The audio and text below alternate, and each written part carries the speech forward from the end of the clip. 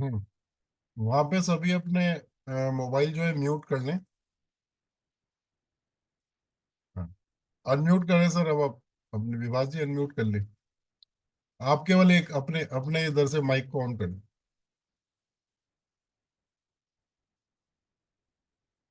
जब पीछे आपके टेक्निकल एक्सपर्ट खड़े हुए, हाँ, हो गया, ऑन हो गया है। अब बोलिए, आप बोलिए। Okay sir, thank you sir. मैं एस डिग्री कॉलेज मधेपुरा की धरती से बोल रहा हूँ।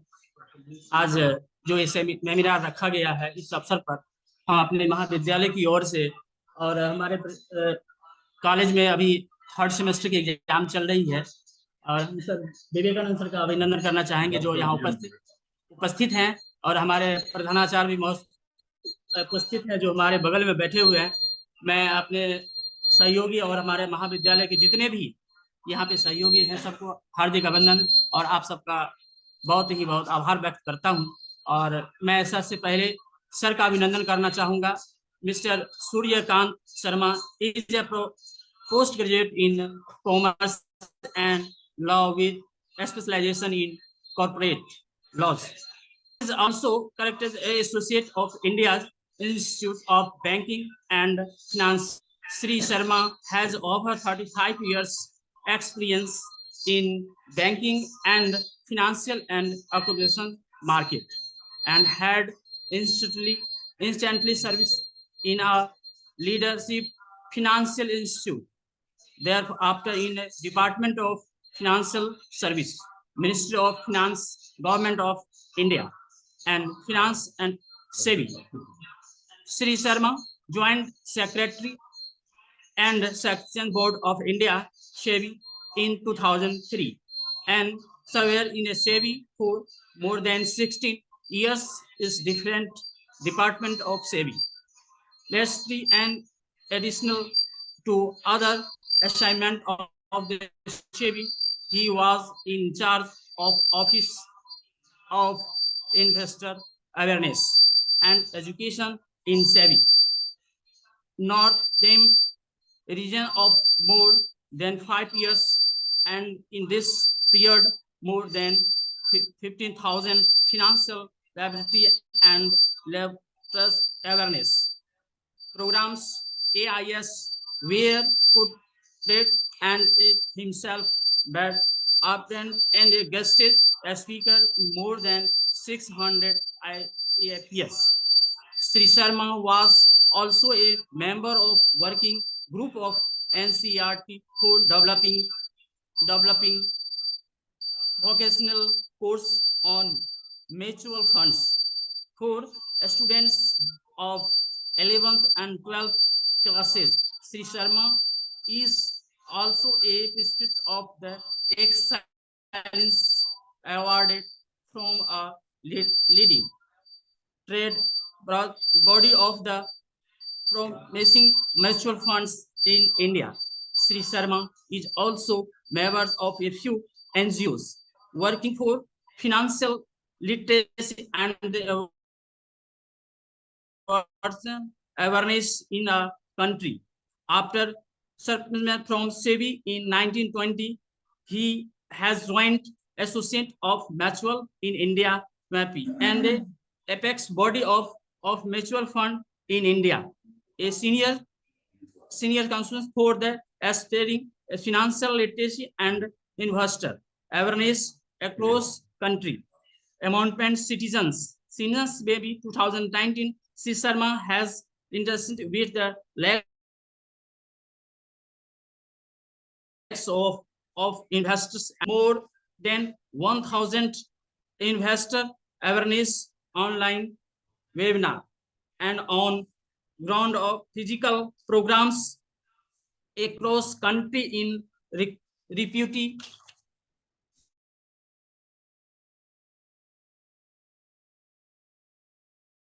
government of organizations, educational professional institute, corporates, startup, women's creating NGOs and others. Thank you, sir.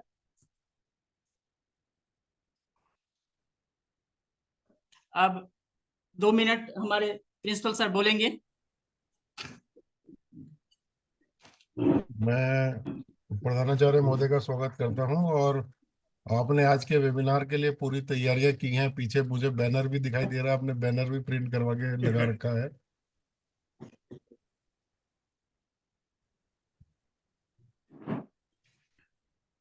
आप सबों का इस वेबिनार में मार्गदर्शन के लिए स्वागत है। और काफी मौसम गड़बड़ रहने की वजह से बहुत छात्र नहीं आ पाए हैं, लेकिन सभी जुड़े हुए हैं अपने अपने मोबाइल से। मैं यहाँ के सभी शिक्षक एवं शिक्षकेतर कर्मचारी यहाँ उपस्थित हैं और विश्वविद्यालय से पूर्व principal proctor DSW doctor BN Viveka ji हमारे साथ बैठे हुए हैं हमारे बगल में। उनका भी मैं स्वागत करता हूं। Ex principal doctor Om Prakash ji हमारे इंग्लिश के हेड हैं, वो भी बैठे हुए हैं। मैं तमाम शिक्षकों का, अपने मित्रों का और अपने विद्यार्थियों का इस वेबिनार में भाग लेने के लिए सभी का स्वागत करते हैं। सर, आज का जो वेबिनार है महाविद्यालय को उच्च श्रेणी में पहुंचाने का एक बहुत सार्थक प्रयास है, जो आप लोगों के प्रयास से सफल हो रहा है। जो विषय है, जो वेन्यू है, बहुत ही महत्वपूर्ण वेन्यू है। इस पर सेमिनार आज हम आप लोगों के माध्यम से वेबिनार कर रहे हैं। फिर आगे भी हम चाहेंगे कि आप हमें इसी तरह से मार्गदर्शन करते रहें और आगे के भी वेबिनार में हम लोग पूर्ण तैयारी से इस शरीक होंगे, भाग लेंगे। मैं अग्रवाल साहब को भी विशेष धन्यवाद देना चाहता हूं, जिन्होंने हमें प्रेरित किया और यह कार्यक्रम को सफल बनाने में उनकी अहम भूमिका रही है। वो बार बार फोन करके हमको प्रेरित किए हैं, मैं उनका शुक्रगुजार हूं। इसी शब्दों के साथ मैं अपनी बात को समाप्त करता हूं और मैं आप चाहूंगा कि सर हम लोगों को कुछ मार्गदर्शन करें।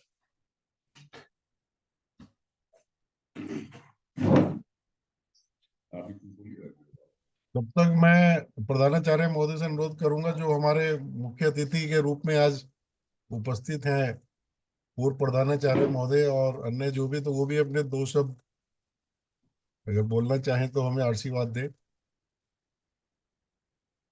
जी, मैं विश्वविद्यालय से आए हुए पूर्व DSW proctor doctor BN Viveka को आमंत्रित करता हूं, वो अपनी बात को रखेंगे।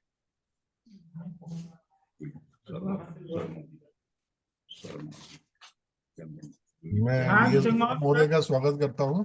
For directing us to participate in the webinar on new education policy.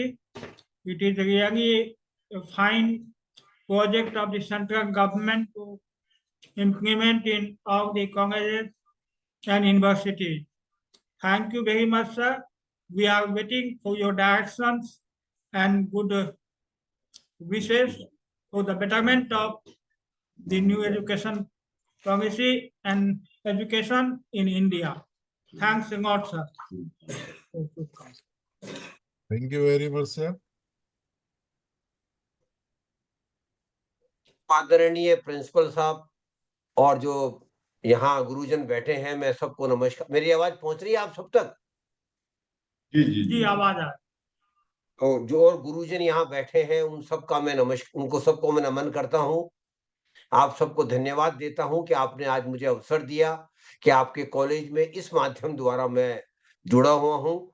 लेकिन प्रधानाचार्य साहब, मेरी दिली इच्छा रहेगी अगली बार जब हम बिहार में आते हैं तो आपके कॉलेज में हम जरूर आए और आपके साथ मिलकर आपके कॉलेज में और मधेपुरा में एक बड़ा प्रोग्राम हम करें, क्योंकि ये एक कोई विशेष कोई प्रोडक्ट का बेचने का प्रोग्राम नहीं है। मैं आपको यहाँ पहले कह देता हूँ, अक्सर लोगों के दिमाग में गलतफहमी होती है कि ऐसे कार्यक्रमों में लोग अपने कोई प्रोडक्ट को सेल करते हैं, अपने प्रोडक्ट को प्रमोट करते हैं, लेकिन मेरा कोई प्रोडक्ट नहीं है। मैं आपको सबको कह देना चाहता हूं, मेरा केवल उद्देश्य यह है कि लोगों को थोड़ी जानकारी दी जाए, जो शायद मुझे थोड़ी सी ज्यादा आती है, दो थोड़ी छोटी मोटी जानकारी मुझे है, और इसी का उद्देश्य है। इसी के लिए हम ये कार्यक्रम पूरे देश में कर रहे हैं और मैं आपके यहाँ जो स्टूडेंट्स हैं उनका भी स्वागत करता हूं और जो दूसरे लोग जुड़े हुए हैं उनका भी मैं स्वागत करता हूं और धन्यवाद देता हूं कि आपने इस कार्यक्रम के जुड़ने की कोशिश की। मैं आज के विषय को बहुत साधारण, जैसे हम घर में बैठकर बात करते हैं प्रिंसिपल साहब, उसी लहजे में उसी तरह से बात करने की कोशिश करूंगा, आज के विषय को मैं क्लिष्ट नहीं बनाऊंगा, न कोई एकेडमिक डिस्कशन जैसा बनेगा कि हम रिसर्च पेपर लेके आ रहे हैं, पेपर लेके पढ़ रहे हैं और लोग चले गए, लोगों का इंटरेस्ट नहीं आता। मेरा आज का विषय जो है उसको मैं साधारण से साधारण और हर पार्टिसिपेंट तक पहुंच सकूं उतना उतना ही सरल बनाने की कोशिश करूंगा। और मेरा आज का विषय, एक बात मैं और आपको सबको कह दूं, मेरा आज का विषय अपने पैसे के बारे में है, पर्सनल फाइनेंस के बारे में है। लेकिन यहां एक बात और जोड़ना जरूरी है, पैसा कैसे कमाया जाए इसके बारे में मेरा कार्यक्रम नहीं है। जो पैसा हम कमा रहे हैं उसको कैसे हम अच्छी तरह मैनेज करें, इसलिए कार्यक्रम है। क्योंकि कई छात्रों की ये जनरली मेरे पास क्वेरी आती है जब प्रोग्राम होता है, सर आप पैसा कमाने की तो कोई बात ही नहीं कर रहे।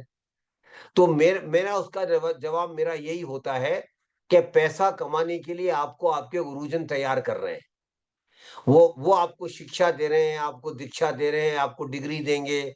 उसके बाद आप मेहनत करके आगे कहीं जॉब करेंगे, काम करेंगे, बिजनेस करेंगे, प्रोफेशन में जाएंगे, उससे पैसा कमाने लगेंगे। और जो सामने गुरुजन बैठे हैं वो आज भी पैसा कमा रहे हैं, और ऐसे बहुत लोग पार्टिसिपेंट जुड़े होंगे जो आज पैसा कमा रहे हैं, और ऐसे भी होंगे जो आज पैसा नहीं कमा रहे हैं लेकिन कल पैसा कमाने वाले हैं। तो ये कार्यक्रम दोनों के लिए है, जो आज कमा रहे हैं उनके लिए भी है और जो कल कमाएंगे उनके लिए भी है। तो एक दो तीन बातें और मैं कह देना चाहता हूं कि प्रिंसिपल साहब मेरी बात से इत्तेफाक रखेंगे कि इस दुनिया में हर व्यक्ति कुछ ना कुछ जरूर करता है, कुछ ना कुछ करते हैं हम। कुछ लोग नौकरी करते हैं, जॉब करते हैं, जैसे आपके यहाँ आपकी पूरी फैकल्टी बैठी हुई है। कुछ लोग बिजनेस करते हैं, कुछ लोग प्रोफेशन में जाते हैं, चार्टर्ड अकाउंटेंट बनते हैं, डॉक्टर बनते हैं, आर्किटेक्ट बनते हैं। तो हम सामान्यतः हर व्यक्ति कुछ ना कुछ करता है, और जो करता है प्रिंसिपल साहब, ये कड़वा सच है कि जो कुछ हम करते हैं वो पैसे के लिए करते हैं। आज हम मेहनत करते हैं तो इसलिए कि हमें पैसा मिले, हमें सैलरी मिले। और क्यों सैलरी मिले, क्यों पैसा मिले? इसलिए कि पैसे के बिना जिंदगी नहीं चलती है। ये हमारी जिंदगी की कड़वी सच्चाई है कि हमारे जिंदगी पैसे के बिना नहीं चलती है। और अब प्रिंसिपल साहब, आपने एक कहावत सुनी होगी, मैं जब बच्चा था एक कहावत सुनता था मैं, आपने भी जरूर सुनी होगी, न बाप बड़ा न भैया, सबसे बड़ा रुपया। और ये कहावत बहुत कुछ कहती है कि जिंदगी में पैसा कितना महत्वपूर्ण है। तो सबसे पहली बात मैं आपको और आपके बच्चों, स्टूडेंट्स को भी कहना चाहता हूं, जिंदगी में पैसे का महत्व समझिए। पैसा सब कुछ नहीं है प्रिंसिपल साहब, लेकिन पैसा सब कुछ के लगभग बराबर है, आसपास है। और हम सब जानते हैं, एक बात और हम सुनी होगी, पैसा खुदा नहीं है, खुदा से कम भी नहीं है। पैसा भगवान नहीं है, भगवान से कम नहीं है। ये पैसे के महत्व को दर्शाता है। तो पैसे के महत्व को हम सब जानते हैं, क्योंकि जिंदगी बिगर पैसे के नहीं चलती है। और जो कुछ करते हैं उससे हमें पैसा मिलता है। लेकिन एक बात और आप जानते हैं कि जो हम अर्न करते हैं, कमाते हैं, हमें सैलरी मिलती है, बिजनेस से मिलता है, उसका बहुत बड़ा हिस्सा हमारे सामान्य खर्चों में चला जाता है। राशन है, बच्चों की पढ़ाई है, ट्रेवल है, और बहुत यूटिलिटी बिल्स है, बहुत चीजें हैं जिनमें हमारा बहुत बड़ा हिस्सा चला जाता है। और सामान्यतः हमारी इनकम का एक बहुत बड़ा हिस्सा इन खर्चों में चला जाता है। लेकिन प्रिंसिपल साहब और आपके जो यहाँ गुरुजन बैठे हैं साथ में, हम सब जानते हैं कि एक बात हम भारतीयों के खून में बहुत विशेष है, बहुत विशेष है। और पूरी दुनिया ने उस विशेषता को अब पहचाना है, उसके महत्व को पहचाना है। और प्रिंसिपल साहब, वो बात क्या है?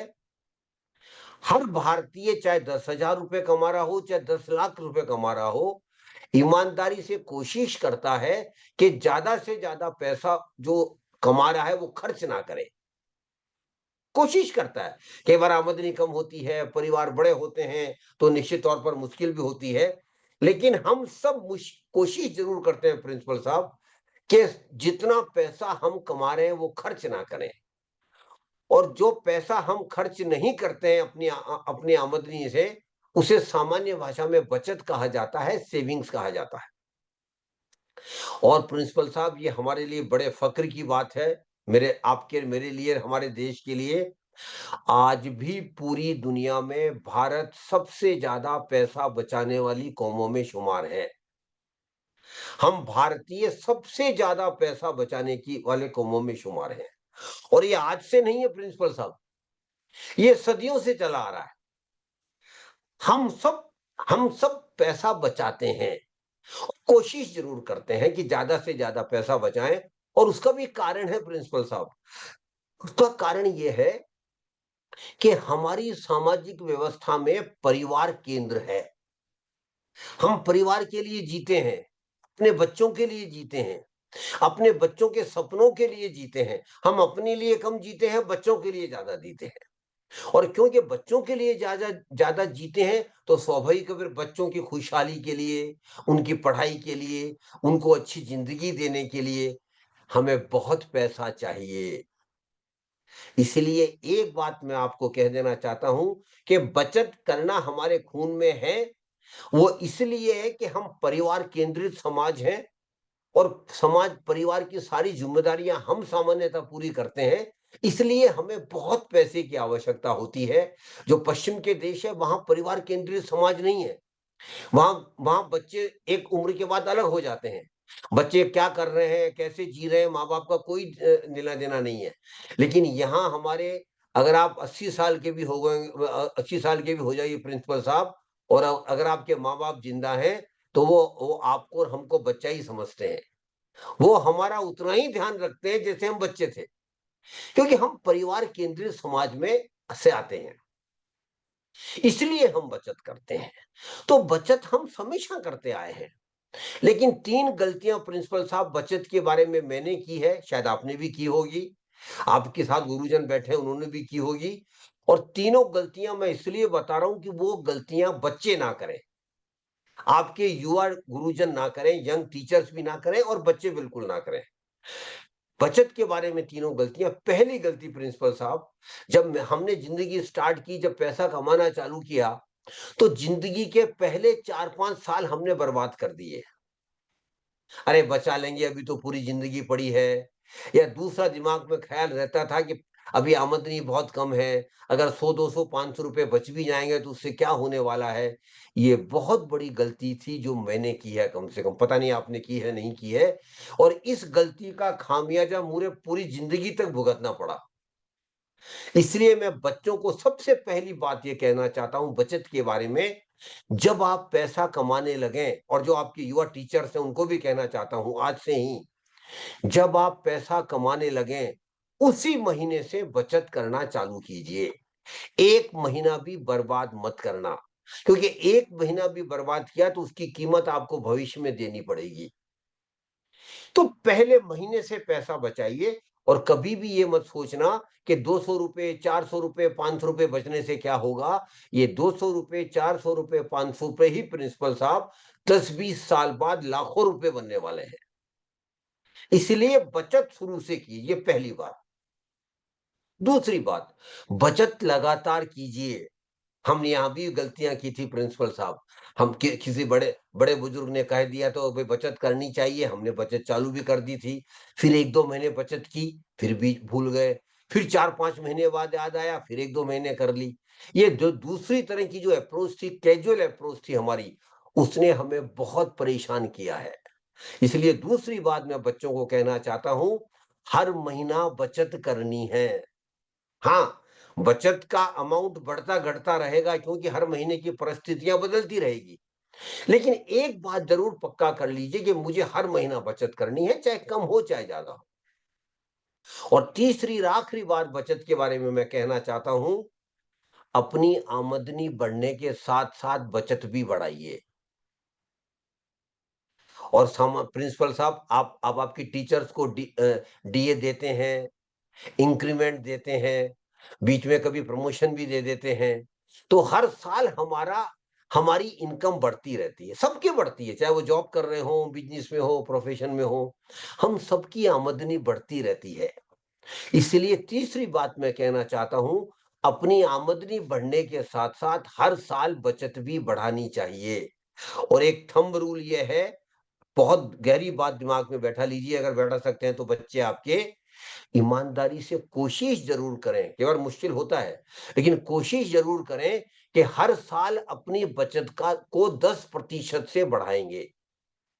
जैसे इस साल 500 रुपया महीना बचा रहे हैं, तो दूसरे साल हम 550 रुपया महीना बचाएंगे, और तीसरे साल 550 का फिर 10% उसमें जोड़ेंगे। मतलब हर साल बचत को 10% बढ़ाते रहेंगे और जीवन पर्यंत ऐसा करते रहेंगे, ऐसा प्रयास करेंगे। तो ये 3 बातें बचत के बारे में मैंने बोली है, बहुत साधारण है। शायद आपको लगता होगा क्या आप छोटी-छोटी बातें कर रहे हैं, लेकिन मेरा अपना मानना है छोटी बातें ही जिंदगी में बड़ा फायदा देती है, बड़ा बदलाव लाती है। तो 3 बातें बचत के बारे में हमेशा ध्यान रखिए।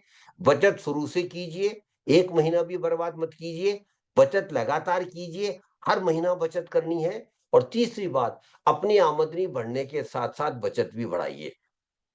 ये तीनों बातें आपकी जिंदगी बदल देगी, कम से कम जहां तक पैसे का सवाल है, और इसका अंदाजा आपको आज नहीं होगा, 15-20 साल बाद होगा। इसीलिए ये तीनों बातों का हमेशा ध्यान रखिए। फिर अगला प्रश्न आता है प्रिंसिपल साहब, जो बचत हम करते हैं, बचाते हैं, उसका हम क्या करें? यहां भी हमने बहुत बड़ी गलती की है मेरी पीढ़ी ने, और प्रिंसिपल साहब को मैं मेरी जनरेशन के साथ ही जोड़ रहा हूं। बाकी जो युवा गुरुजन है वो अलग हैं, लेकिन प्रिंसिपल साहब क्योंकि मेरे हम उम्र नहीं होंगे, मेरे से शायद थोड़े छोटे होंगे, लेकिन हम एक, हमारी जनरेशन करीब करीब एक है। तो मेरी जनरेशन ने बहुत बड़ी गलती की एक, और वो गलती थी प्रिंसिपल साहब, पैसा हमने भी बचाया, कम बचाया क्योंकि आमदनी कम थी, परिवार बड़े हुआ करते थे, संयुक्त परिवार हुआ करते थे। फिर भी हमने पैसा बचाया, लेकिन पैसा बचाकर पैसे को घर में रख लिया। और प्रिंसिपल साहब, आपने अपने घर में देखा होगा, अपनी मम्मी को देखा होगा, दादी को देखा होगा, आपकी पत्नी को भी देखा होगा, किस तरह से भारतीय महिलाएं पैसा बचाती हैं, इसका उदाहरण पूरी दुनिया में कहीं नहीं मिलता है। 2 रुपए, 4 रुपए, 5 रुपए चुपचाप बचाएंगी, कभी किचन के डिब्बों में दबा देंगी, कभी अपने बक्से में जाके कहीं दबा देगी। और प्रिंसिपल साहब, कई बार तो वो इतना दबा देती है, खुद भूल जाते हैं पैसा कहाँ रखा था। इस तो बचत करना अगर सीखना हो तो भारतीय महिलाओं से सीखा जाए। छोटी आमदनी में भी, बड़े परिवारों में भी वो किस तरह से पैसा बचा लेती है, बहुत बड़ा अजूबा है। और आपको एक वाकया याद होगा प्रिंसिपल साहब, जब हमारे 2016 में मोदी जी ने अचानक नोटबंदी कर दी थी, तो आपको याद होगा सबसे ज्यादा पैसे कहां से निकले थे?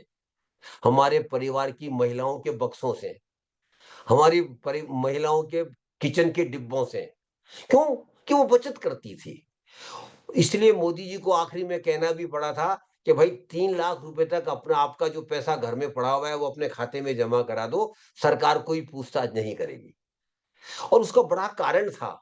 कारण ये था कि हर भारतीय परिवार बचत करता है, लेकिन जो गलती वो कर रहे थे, और वो गलती ये थी कि पैसे को बचाकर हम घर में रख रहे थे। और प्रिंसिपल साहब, मैं बहुत कड़वी बात एक कहना चाहता हूं, पैसे को बचाकर घर में रखना अपराध है। मैं बड़ा कड़वा शब्द उपयोग कर रहा हूं यहां। पैसे को बचाकर घर में रखना अपराध है, और ये अपराध हम अपने साथ करते हैं, अपने परिवार के साथ करते हैं, अपने देश के साथ भी कर रहे हैं। कभी भी पैसा बचाकर घर में मत रखिए। 2-4 10 5-10 20,000 रुपए इमरजेंसी के लिए, आपातकाल के लिए रखें, वो अलग बात है। लेकिन बाकी बचत को कभी भी घर में मत रखिए। फिर निश्चित तौर पर क्या करें? एक रास्ता और है, और वो रास्ता है प्रिंसिपल साहब, पैसे को कहीं लगाइए। पैसे को कहीं लगाइए। और कहीं लगाने की प्रक्रिया को सामान्य भाषा में हम निवेश कहते हैं, इन्वेस्टमेंट कहते हैं। तो पहला कदम पैसा बचाना है, दूसरा कदम पैसे को कहीं लगाना है। लेकिन दूसरा कदम जब भी उठेगा जब हम पैसा बचाएंगे। इसलिए पैसा बचाना बहुत महत्वपूर्ण है, लेकिन पैसा बचाकर रुक जाना भी गलत है। उसको कहीं लगाइए, उसको निवेश कीजिए। और प्रिंसिपल साहब, नहीं अभी मैं उसी पे आ रहा हूँ अंशुल जैन साहब, मैं उसी पे सारी बातों पे आ रहा हूँ। तो पैसा बचाकर कहीं लगाइए और उसको हम निवेश कहते हैं। और प्रिंसिपल साहब, निवेश का केवल एक उद्देश्य होता है और कोई उद्देश्य नहीं है। निवेश का इन्वेस्टमेंट का केवल एक उद्देश्य होता है, मेरा पैसा भी, जो मैंने पैसा बचाया है और जो मैंने कहीं लगाया है, मेरा पैसा भी मुझे पैसा कमाकर देने लगे। यही निवेश का उद्देश्य है कि मेरा पैसा भी मुझे पैसा कमाकर देने लगे। और प्रिंसिपल साहब, आपकी जिंदगी में वो दिन नहीं आया होगा, मेरी जिंदगी में वो दिन बिल्कुल नहीं आया है, लेकिन बच्चों की जिंदगी में एक दिन जरूर आने की प्रबल संभावना है, आ सकता है। मैं विश्वास के साथ उनको कहना चाहता हूं, और जो आपके युवा टीचर्स हैं उनको भी कहना चाहता हूं, आपकी जिंदगी में एक दिन ऐसा आ सकता है, आएगा, लेकिन अपने आप नहीं आएगा, उसके लिए बहुत मेहनत करनी पड़ेगी। एक दिन ऐसा आएगा जब आपके द्वारा बचाया गया और निवेश किया गया पैसा ज्यादा पैसा कमाकर आपको देने लगेगा और आपकी सैलरी, आपकी इनकम कम हो जाएगी। और ऐसा पक्का होगा। लेकिन प्रिंसिपल साहब, वो एक आज नहीं होगा, एक महीने में नहीं होगा, 1 साल, 2 साल, 5 साल में नहीं होगा, वो कम से कम 15-20 साल में होगा। इसीलिए एक बात और समझ लीजिए, पैसे से पैसा कमाया जा सकता है और बहुत पैसा कमाया जा सकता है, लेकिन उसमें समय लगता है। और एक बात यहां मैं और जोड़ दूं, हम मेहनत करके जो पैसा कमाते हैं उसकी सीमाएं हैं। जैसे आपकी सैलरी है, जितनी सैलरी उतनी ही मिलेगी, जितना डीए बढ़ रहा है उतना ही बढ़ेगा, जितना आपको इंक्रीमेंट मिला है उतना ही मिलेगा। लेकिन अगर आपने पैसा बचाकर सही जगह लगाया है, तो आपको इतना पैसा कमाकर धीरे धीरे आगे जाकर दे सकता है, जिसकी आज आप कल्पना भी नहीं कर सकते। और मेरा जो आज का विषय है वो यही विषय है, अपने पैसे से पैसा कैसे कमाया जाए और उस कमाते टाइम क्या क्या बातों का ध्यान रखा जाए, यही मेरा आज का विषय है। तो प्रिंसिपल साहब, आपने और मैंने भी पैसा बचाया था, हमने भी बचाया था, हमने भी पैसा कहीं लगाया था, लेकिन वो हमारी दुनिया अलग थी, उस टाइम समय अलग था। सामान्यतः मध्यम वर्गीय लोग पैसा कहाँ कहाँ इन्वेस्ट करते थे प्रिंसिपल साहब? 2 जगह पैसा इन्वेस्ट करते थे। पहली, जो सबसे कॉमन जहां हम पैसा लगाते थे, वो था बैंक में एफडी करवाना, बैंक में फिक्स्ड डिपॉजिट करवाना। ये बड़ा कॉमन था मध्यम वर्गीय लोगों में। किसी से पूछा जाता कि आप पैसा कहाँ इन्वेस्ट कर रहे हैं, तो एक सामान्य जवाब होता था, मैं, और बड़े फक्र से और बड़े शान से कहा जाता था, मैंने बैंक में एफडी करवा रखी है। और दूसरा जगह जहां पैसा लगा सकते थे वो क्या था, मैंने एलआईसी की पॉलिसी ले रखी है, मैंने जीवन बीमा। क्यों प्रिंसिपल साहब, यही बात थी ना? आप बताइए, यही बात थी ना? सामान्यतः हमारे हमारे हमारी जनरेशन पैसा वहीं लगाती थी, या तो एफडी करवा देते थे या हम एलआईसी की पॉलिसी ले लेते थे। लेकिन मैं आपको एक बड़ी कड़वी कड़वी सच्चाई कह रहा हूं आपको, और बच्चों को ये समझाने के लिए कह रहा हूं, दोनों ही इन्वेस्टमेंट नहीं थे। हमने बहुत गलतियां की कि इन चीजों को हमने इन्वेस्टमेंट मान लिया। अब ये कैसे मान लिया, मैं दोनों का उदाहरण देके बात आगे बढ़ाऊंगा। और प्रिंसिपल साहब, जो आपके बराबर जो गुरुजन बैठे हैं, उनका नाम मैं पूछना चाहता हूँ, क्या है इनका नाम, क्या है सज्जन का, जो आपके साथ बैठे हैं? जरा अब अनम्यूट कीजिए आप।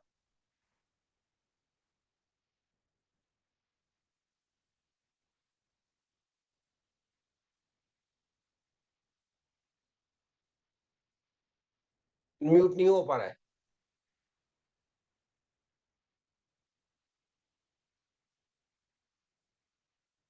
संजय जी, इनको अनम्यूट करवा दीजिए। ये आपके पीछे जो आपके आईटी एक्सपर्ट बैठे थे अभी, जो आपके सहयोग कर रहे थे, वो अगर अनम्यूट कर दें तो थोड़ा अच्छा लगेगा मुझे।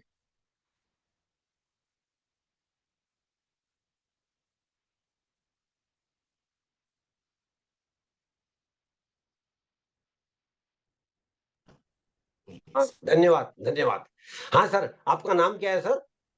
Doctor B N Viveka sir. Viveka, धन्यवाद। आपका नाम ले सकता हूँ? मैं आपका नाम ले सकता हूँ? एक उदाहरण देना चाहता हूँ बच्चों को मैं। जी सर, क्यों नहीं, क्यों नहीं। धन्यवाद, धन्यवाद। तो विवेका जी का नाम लेकर एक उदाहरण मैं अब सबको समझाना चाहता हूं कि एफडी क्यों इन्वेस्टमेंट नहीं है। तो सर जी मान सर। लीजिए, सर मान लीजिए आपके पास एक, और मैं उदाहरण के लिए बात कर रहा हूँ विवेक जी, सर विवेका जी, आप अन्यथा मत लीजिए इसे। मान लीजिए आपके पास 1 लाख रुपया है। अब आप नाराज मत होना, आप कहेंगे 1 लाख रुपए क्यों बोल रहे हो, मेरे पास तो बहुत पैसा है।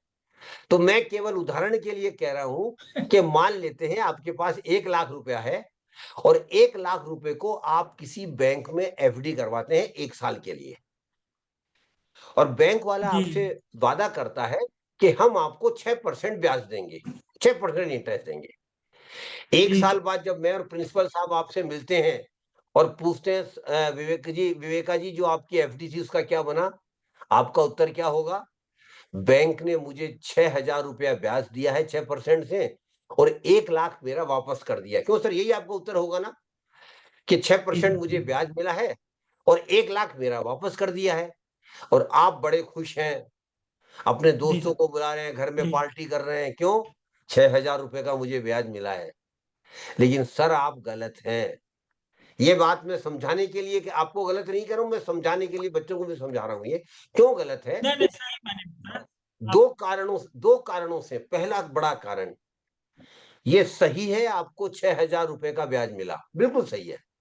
लेकिन सर इस 1 साल में एक बात रोज रोज और होती गई जिसके बारे में हम हमेशा परेशान होते हैं, और सर वो बात है महंगाई। महंगाई भी रोज रोज बढ़ती गई। पैसे, ये बहुत सही लिखा अंशुल ने, पैसे की कीमत भी घटती गई।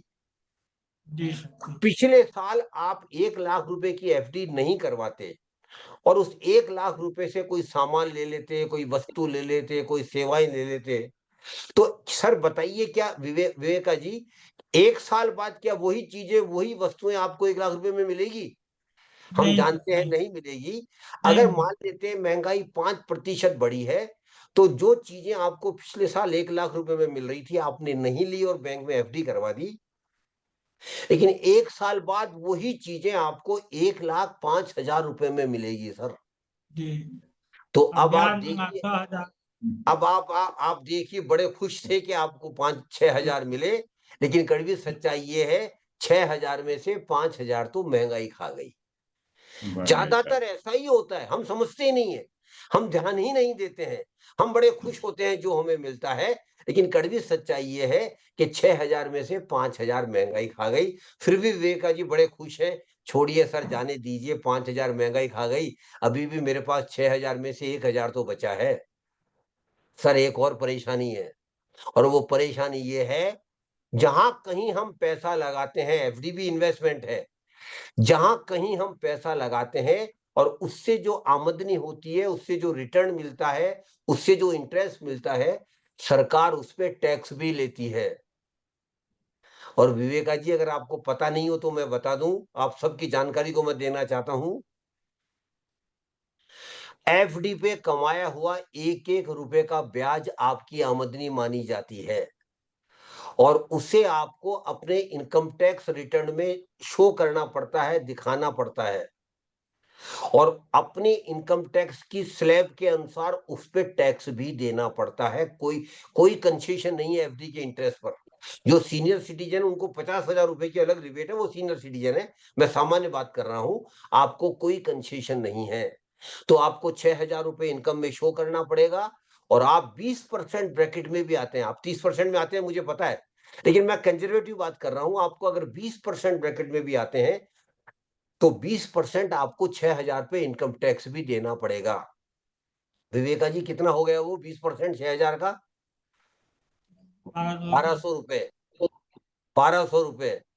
अब सर आप देखिए, बड़े खुश थे जब आपको 6,000 मिले, लेकिन कड़वी सच्चाई ये है, 6,000 में से 5,000 महंगाई खा गई, 1,200 इनकम टैक्स वाले ले गए। सर कुछ बचा आपके पास?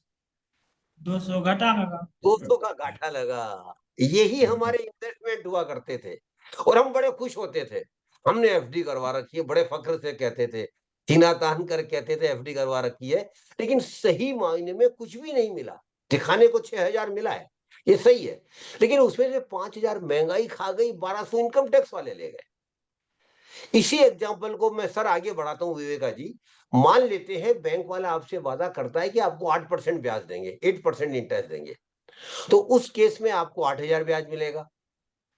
मान लेते हैं महंगाई 5% ही बढ़ी, तो 8,000 में से 5,000 महंगाई खा गई, 20% आपको 8,000 पे टैक्स भी देना पड़ेगा, इनकम टैक्स, 1,600 रुपए टैक्स वाले ले गए। इसके बावजूद भी आपके पास 1,400 रुपए बचा है सर। 8,000 माइनस 5,000 माइनस 1,600 रुपए। और विवेका जी, दूसरे उदाहरण में ये 1,400 रुपए ही आपकी रियल रिटर्न है। जो मैं बात बच्चों को कहना चाहता हूं वो ये है कि जब भी आपको इन्वेस्टमेंट पे कोई रिटर्न मिलती है तो कृपया करके उसको रिटर्न मत मानिए, उसमें से महंगाई हटाइए, उसमें से टैक्स हटाइए, जो बचता है वो ही रियल रिटर्न है। तो पहले केस में कुछ नहीं मिला हमें, दूसरे केस में हमें 1,400 रुपए का रियल रिटर्न मिला। इसीलिए ध्यान रखिए, बच्चों को मैं समझाना चाहता हूं और सुशांत जी आपको भी कहना चाहता हूं, हमें सबको प्रयास करना चाहिए कि जब हम इन्वेस्टमेंट करें तो हमें रियल रिटर्न मिले। और रियल रिटर्न का फॉर्मूला मैं बच्चों को देना चाहता हूं, वो चाहे तो लिख भी सकते हैं, real return equal to notional return. Notional मतलब विवेका जी जो हमें मिला है 6,000 और 8,000, माइनस इन्फ्लेशन, माइनस महंगाई, minus tax liability if any, tax की कोई जिम्मेदारी है तो वो भी। तो बच्चों को प्रयास करना चाहिए कि उन्हें ज्यादा से ज्यादा इन्वेस्टमेंट पर रियल रिटर्न मिले। फिर कहता हूं 6,000 और 8,000 रियल रिटर्न नहीं है, दिमाग से हमेशा निकाल दीजिए। हमारे दिमाग में बहुत गहरा बैठ जाता है कि अब 6,000 मिले हैं, हमें 8,000 मिले हैं, वो उसमें से महंगाई खा जाती है ज्यादातर रिटर्न। तो हमेशा ध्यान रखिए, हमें रियल रिटर्न कमाने का प्रयास करना चाहिए। अब दूसरा, मैं इंश्योरेंस की बात कर रहा था, जीवन बीमा की बात कर रहा था। प्रिंसिपल साहब को याद होगा, जब हमने जिंदगी ज्वाइन की प्रिंसिपल साहब, LIC का एजेंट आता था और हमें बड़े सपने दिखाता था। आप LIC की पॉलिसी ले लीजिए, 30 साल की पॉलिसी है, 1 लाख की पॉलिसी लेंगे तो उस पर 290 रुपए महीने की किस्त जाएगी। 30 साल बाद अगर आप जिंदा रह गए तो आपको 3.5 लाख रुपए मिलेंगे, और अगर बीच में निकल गए तो परिवार को 1 लाख कुछ बोनस वगैरह मिलेगा। और प्रिंसिपल साहब हम बड़े खुश हो जाते थे कि यार अगर मैं जिंदा रह गया तो मुझे 3.5 लाख मिलेंगे। प्रिंसिपल साहब हमारी सबसे बड़ी गलती थी, उसने गलत नहीं बोला, खुशकिस्मती से आप और हम जिंदा रह गए 30 साल बाद में भी, और हमें 3.5 लाख मिले भी प्रिंसिपल साहब। लेकिन उसके बाद में हमें ज्ञान, विवेका जी हमें ध्यान आया, अरे यार 3.5 लाख की वैल्यू तो 30,000 भी नहीं बची है। पैसे की वैल्यू रोज कम हो रही है ना। तो 40 साल पहले, 30 साल पहले हमें 3.5 लाख 3.5 करोड़ के बराबर लगते थे, क्योंकि जब आमदनी 500 रुपए 600 रुपए हुआ करती थी। आज जब 3.5 लाख मिले वो सही था, लेकिन उसकी वैल्यू कुछ भी नहीं रही। इसलिए हमारे देश में इंश्योरेंस को गलत रूप में बेचा गया है। इंश्योरेंस, जीवन बीमा विवेका साहब बहुत जरूरी है। मैं जोर देकर सबको, यंग लोग जो बैठे हैं उन्हें कहना चाहता हूं, जीवन बीमा जरूर लेना चाहिए, लेकिन उसको निवेश मत मानिए, वो निवेश नहीं है।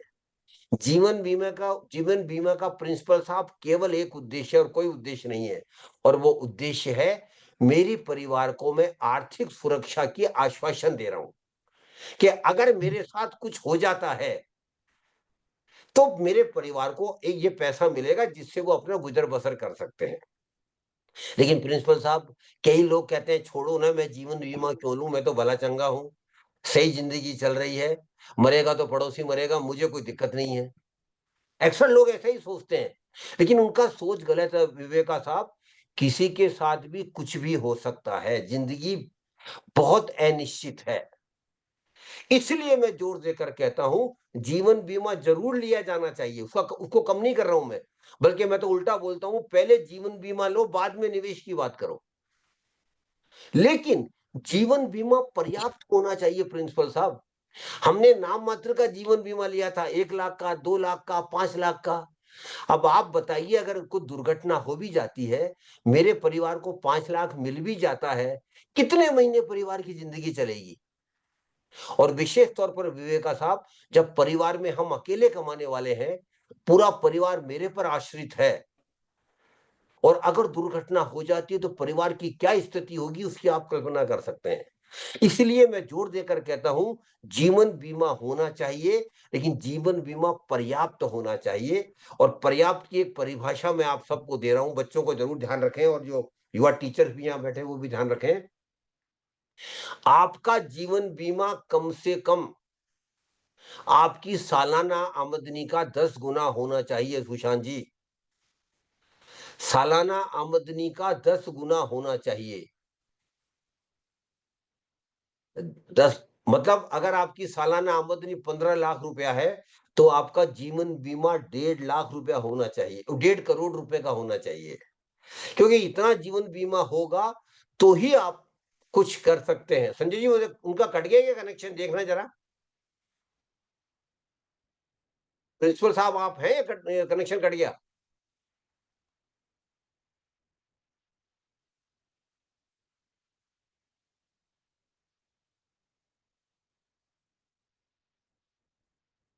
वो जीवन बीमा हमारी सालाना आमदनी का कम से कम 10 गुना होना चाहिए। लेकिन हमारे टाइम हम नाम मात्र का जीवन बीमा लेते थे कि वो मनी बैक और एंडोमेंट था। लेकिन आजकल जीवन बीमा का नया प्रोडक्ट मार्केट में आया है, बहुत अच्छा प्रोडक्ट है, और सही मायने में वो जीवन बीमा है। और मैं माफी चाहता हूं, एलआईसी का एजेंट उस प्रोडक्ट को जनरल नहीं बताएंगे आपको। एलआईसी के प्रोडक्ट आप एजेंट आपको नहीं बताएंगे, वो अभी भी आपको मनी बैक और एंडाउमेंट ही बताएंगे। लेकिन मैं आपको कहना चाहता हूं कि जीवन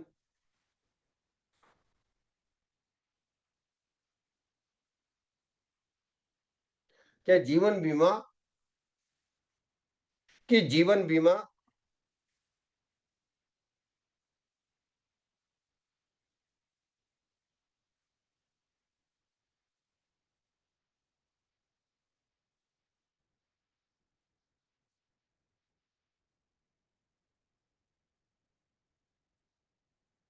कि जीवन बीमा करवाना बहुत जरूरी है, लेकिन पर्याप्त जीवन बीमा करवाइए। और जीवन बीमा का प्रोडक्ट आजकल जो मार्केट में अवेलेबल है, जो हमारे टाइम और प्रिंसिपल साहब के टाइम नहीं था, वो है term insurance, TERM, term insurance.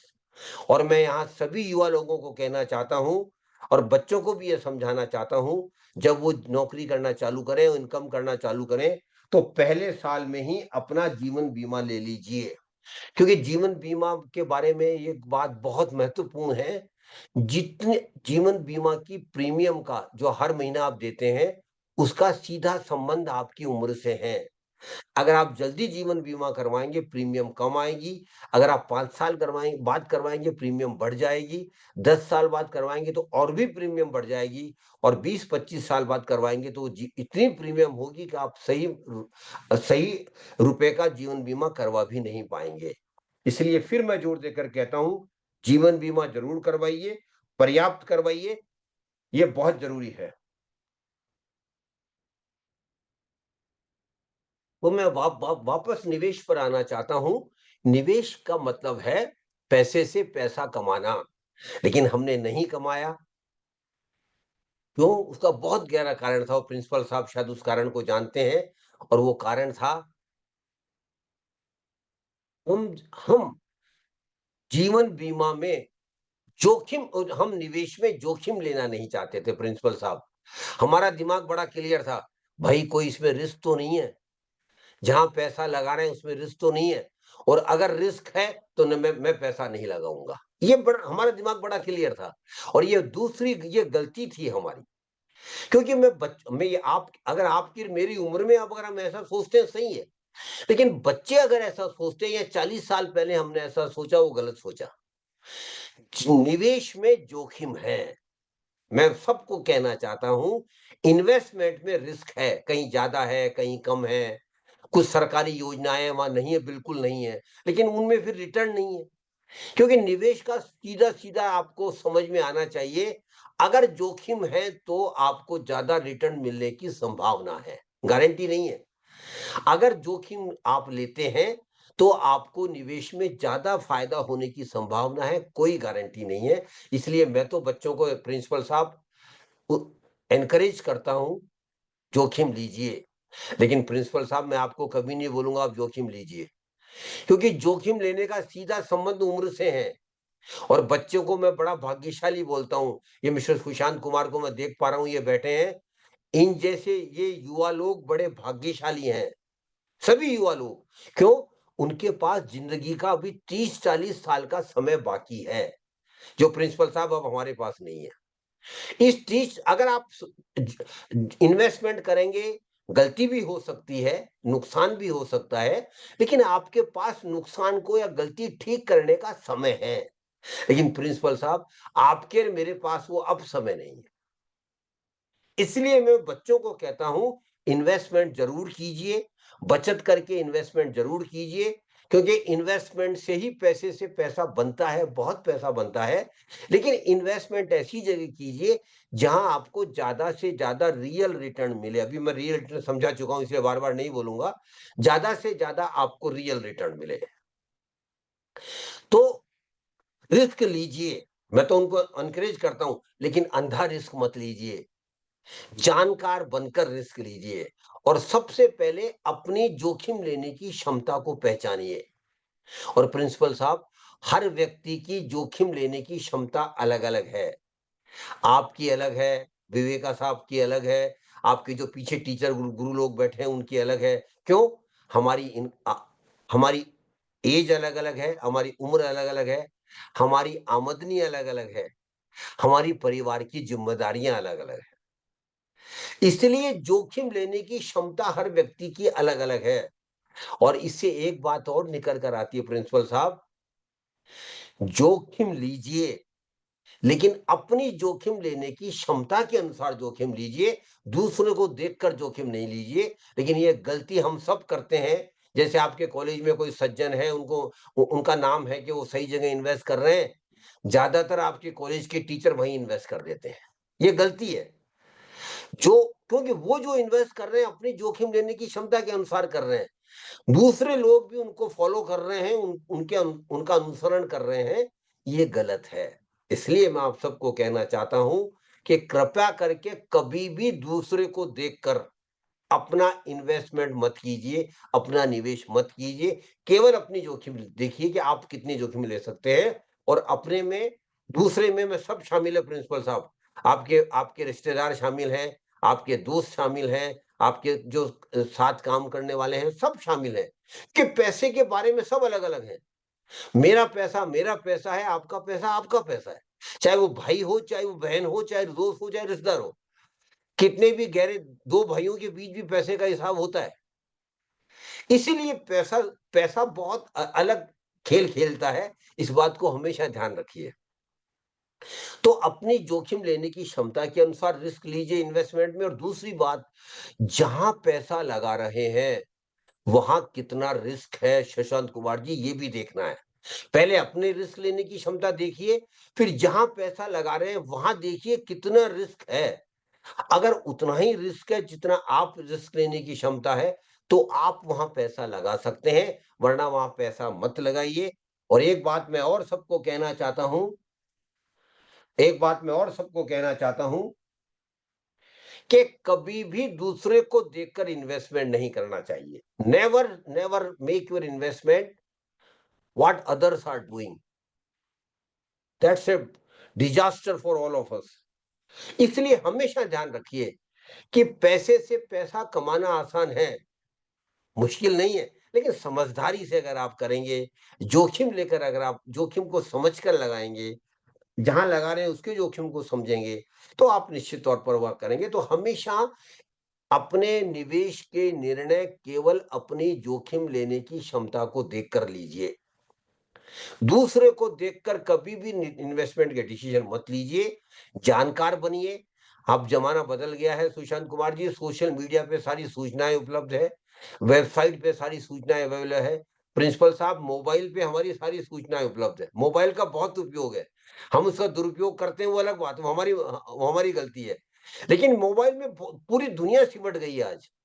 आज कुछ भी जानकारी आपको मोबाइल से मिल सकती है, तो उसका उपयोग कीजिए।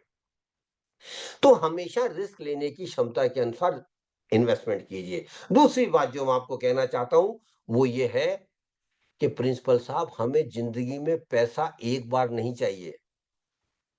हमारी जिंदगी में बड़े बड़े काम है, उनके लिए बहुत पैसा चाहिए, बार बार चाहिए। और सामान्यतः मध्यम वर्गीय आदमियों की जिंदगी में सुशांत जी क्या काम होता है? पहला बड़ा काम होता है शादी, जिसमें पैसा चाहिए, प्रिंसिपल साहब मेरी बात को मानेंगे शायद।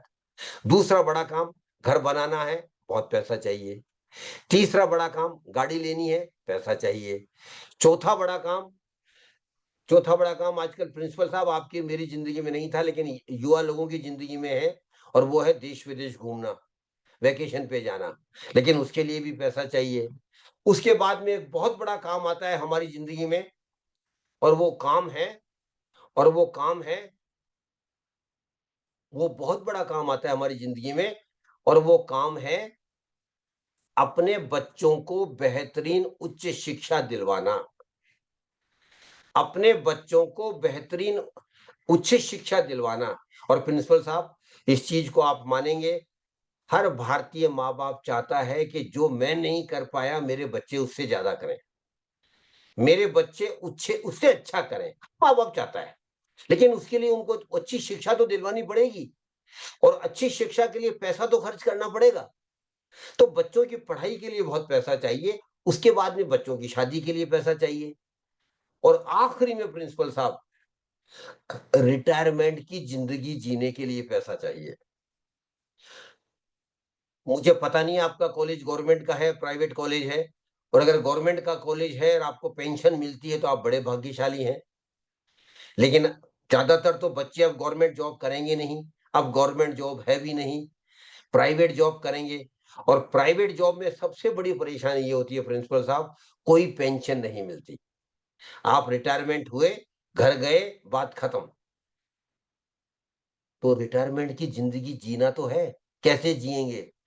और श्रीमान जी जो प्रिंसिपल साहब के बराबर बैठे हैं, श्रीमान जी मैं आपको कहना चाहता हूं, रिटायरमेंट की जिंदगी जीने के लिए बहुत पैसा चाहिए, बहुत पैसा चाहिए। और एक बात मैं आपको और समझा दूं, जब प्रिंसिपल साहब हमारा देश आजाद हुआ 1947 में, भारतीयों की औसत आयु केवल 47 वर्ष थी, 47 ईयर्स। आज वो बढ़कर 71 साल हो गई है, 71 ईयर्स। बेहतर स्वास्थ्य सेवाओं की वजह से, लोगों की जागरूकता की वजह से। तो इसका मतलब क्या हुआ प्रिंसिपल साहब, कि जो सज्जन आपके बराबर बैठे हैं, इनको रिटायरमेंट के बाद भी 20-25 साल जीना है। जीते, हम भी देख रहे हैं अपने परिवारों में, लोग 70, 80, 85, 90 तक आराम से जी रहे हैं, और धीरे धीरे ये संख्या बढ़ रही है। और प्रिंसिपल साहब आपको जानकारी होगी, जापान में, चाइना में करोड़ों लोग हमारे एज के हैं, 70 के, 80 के, 90 के, 100 साल तक लोग जी रहे हैं। जीना अच्छी बात है, मैं कहता हूं, लेकिन सर जीने के लिए पैसा तो चाहिए। और एक बात और ध्यान लीजिए, आप कुछ भी चाहें, लेकिन हम ये नहीं चाहेंगे कि हम बच्चों पर आश्रित रहें। आपके बच्चे अच्छे हैं, अच्छी बात है, आपका ध्यान रखते हैं, अच्छी बात है, लेकिन आप बच्चों पर आश्रित रहेंगे, कोई माँ बाप नहीं चाहता। हर माँ बाप चाहता है कि मेरा खर्चा मैं खुद चलाऊं, बल्कि मैं बच्चों को दूं और बच्चों के लिए छोड़ के जाऊं। लेकिन इसके लिए आपको रिटायरमेंट की जिंदगी जीने के लिए बहुत पैसा चाहिए। इसलिए एक बात मैं सबको कहना चाहता हूं, जब जब आपको बड़े कामों के लिए पैसा चाहिए, वो कैसे सुनिश्चित करेंगे, उसका एक रास्ता है। और सर उसका रास्ता, उसे बोलते हैं वित्तीय नियोजन, फाइनेंशियल प्लानिंग। वित्तीय नियोजन, फाइनेंशियल प्लानिंग। और हर व्यक्ति अपनी फाइनेंशियल प्लान कर सकता है। मैं फिर दोबारा सबको कहता हूं, हर व्यक्ति अपना वित्तीय नियोजन कर सकता है। ये रॉकेट साइंस नहीं है। कोई भी पढ़ा लिखा आदमी, कोई भी पढ़ा लिखा आदमी, कोई भी पढ़ा लिखा आदमी अपना वित्तीय नियोजन कर सकता है।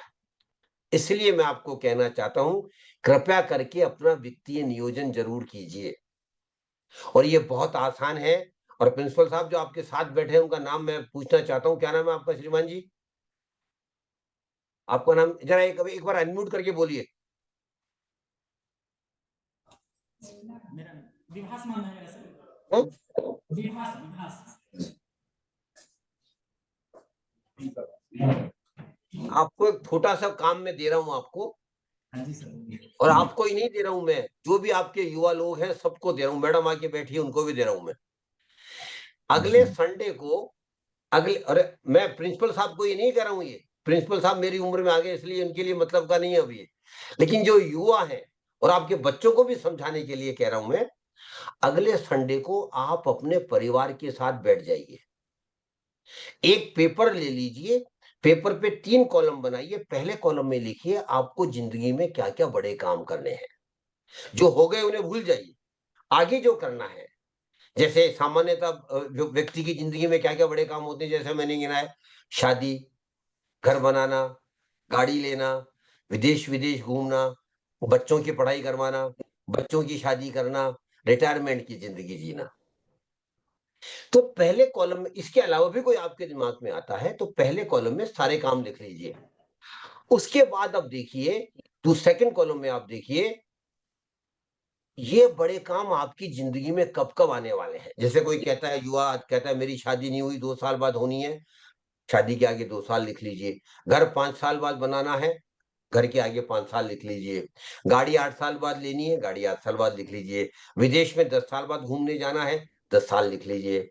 बच्चों की उच्च शिक्षा 25 साल बाद आएगी, उसके आगे 25 साल लिख लीजिए। इस तरह रिटायरमेंट 30 साल बाद होना है, 30 साल लिख लीजिए। ये लिखते जाइए। और आखिरी कॉलम, तीसरे कॉलम में अब आप लिखिए हर काम के लिए कितना बड़ा बड़ा पैसा चाहिए, कितनी बड़ा पैसा चाहिए। कोई कहता है शादी के लिए 5 लाख रुपए चाहिए, 5 लाख लिख लीजिए। लेकिन एक बात ध्यान रखिए, कोई कहता है मेरी शादी आज नहीं हुई है, 2 साल बाद होनी है और मुझे 5 लाख चाहिए, तो आज वो 5 लाख सोच रहा है प्रिंसिपल साहब, लेकिन 2 साल बाद महंगाई की वजह से ये 5 लाख की आवश्यकता बढ़कर 5.5 लाख हो जाएगी। इसका हमेशा ध्यान रखिए। और 2 उदाहरण मैं देता हूं श्रीमान जी। मैं चाहता हूं आप जो पीछे मैडम बैठी हैं वो डरें, मैं आपको डराना चाहता हूं।